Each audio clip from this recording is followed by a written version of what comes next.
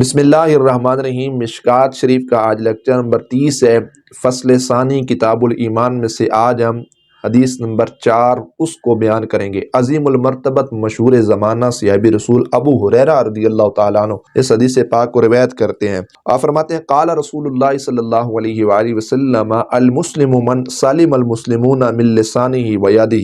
حضور علیہ السلام نے فرمایا کہ مسلمان وہ ہے جس کی زبان اور ہاتھ سے مسلمان محفوظ رہیں۔ مطلب یہ سچا مسلمان یا کامل مسلمان وہ ہے جس کی زبان اور ہاتھ سے دوسرے مسلمان محفوظ رہیں۔ والمؤمن، اور مومن کون سا ہے؟ کامل مومن یا سچا مومن کون ہے؟ من آمنہ الناس علی دمائہم و اموالہم، کہ جس سے دوسرے مسلمانوں کا جو ہے خون اور مال جو ہے وہ مطمئن رہے یا محفوظ رہے۔ یہ کامل ایمان کی نشانی ہے۔ اور شعب الایمان کے اندر ایک روایت اس انداز میں ہے کہ من والمجاہد، جہاد کرنے والا کون ہے؟ من جاہدہ نفسہ، جس شخص نے اپنے نفس کے ساتھ جہاد کی، وہ بڑا جہاد کرنے والا ہے۔ خواہش نفس کے ساتھ جس نے جہاد کی، فی طاعت اللہ، اللہ رب العزت کی فرمانبرداری میں یا اطاعت میں، جس نے اپنے نفس کے ساتھ جہاد کی۔ والمہاجر، اور مہاجر کون ہے؟ ہجرت کرنے والا کون ہے؟ من ہاجر الخطایا والذنوب، جو شخص خطا اور گناہ کو چھوڑ دے وہ شخص کیا ہے؟ مہاجر ہے۔ عرفی تعریف دیکھی جائے تو جو دارالکفر سے دارالاسلام کی طرف جائے اس کو بھی تو مہاجر کہا جا سکتا ہے، کہتے ہیں، اور شریعت کی اصطلاح میں اس کو مہاجر کہا جاتا ہے۔ لیکن امام بہقی نے جو شعب الایمان کے اندر روایت کی یہ بڑی مزیدار ہے کہ اصل مہاجر یہ بھی ہے۔ در حقیقت مہاجر کا اطلاق اس شخص پر بھی ہوگا کہ جو گناہ کو یا خطاؤں کو چھوڑ دے، سیدھی راہ پہ آ جائے، اس کو بھی کیا کہا جاتا ہے؟ مہاجر کہا جاتا ہے۔ اور اس کی فضیلت میں اللہ اس کے گناہوں کو معاف فرما دیتا ہے۔ آج یہ نیت تو کریں، یقین تو رکھیں اللہ رب العزت کی ذات پر، اور انشاءاللہ اللہ رب العزت ان جو حقیقی مہاجرین تھے جنہوں نے رسول اللہ علیہ السلام کے ساتھ ہجرت کی نا، ان کا حقیقی فیضان ہوگا وہ اللہ ہم کو بھی عطا فرمائے گا۔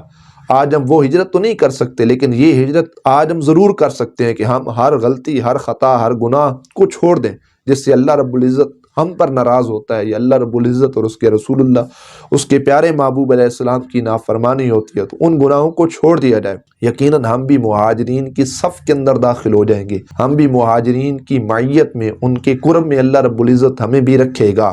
اور مسلمان کامل وہی ہے کہ جس کی زبان اور ہاتھ سے دوسرے مسلمان کیا رہیں؟ محفوظ رہیں۔ ہمارے ہاتھ سے کسی پر کوئی ظلم نہ ہو، کسی یتیم کے اوپر ہم ظلم زیادتی نہ کریں، کسی فقیر کو، کسی بے سہارا کو، کسی تنگ دست کو، کسی لاچار کو ہم اپنے ہاتھ سے پتھر نہ ماریں، اپنے ہاتھ سے تھپڑ نہ ماریں، اپنے ہاتھ سے تکلیف نہ دیں۔